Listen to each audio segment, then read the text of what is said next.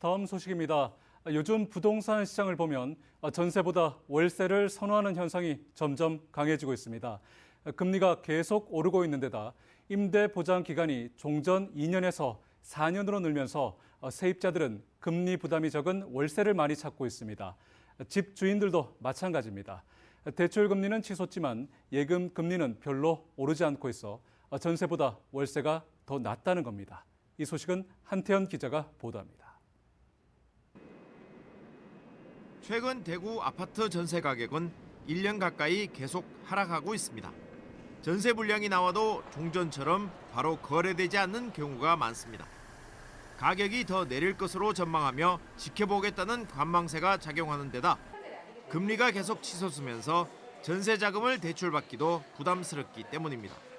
이러다 보니 월세를 선호하는 세입자들이 계속 늘고 있습니다. 전세금 대출을 냈을 경우에 금리 부담이 조금 많은 경우도 있고요.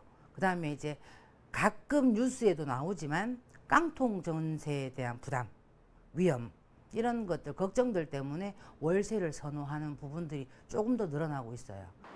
월세 선호는 집주인들에게도 나타나고 있습니다.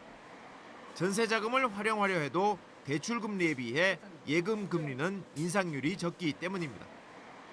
임대차법 개정으로 세입자들의 임대 보장 기간이 종전 2년에서 4년으로 늘어난 것도 영향을 주고 있습니다. 임대차 3법이 생기면서 4년을 보장을 해줘야 되잖아요.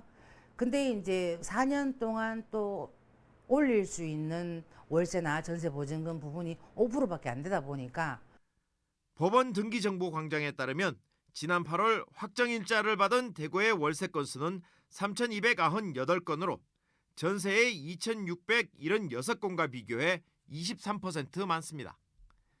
대구에서 월세 건수가 전세 건수를 추월하기 시작한 시점은 지난 2021년 4월.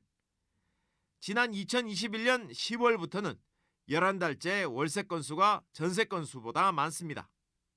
우리나라는 그 전세와 월세가 동시에 존재한다는 그런 임대차 시장의 특성이 있습니다. 그리고 최근에 금리 인상이라는 이벤트로 인해서 그 계약갱신 요구권 그리고 전월세 상한제의 부작용이 전세가 상승이 아닌 전세 월세화로 나타난 것으로 보입니다. 전세자금 대출의 경우 금리 인상으로 인한 세입자의 이자 부담이 계속 증가할 것으로 예상됩니다.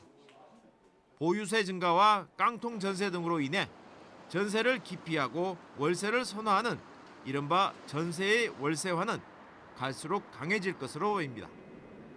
MBC 뉴스 한태현입니다.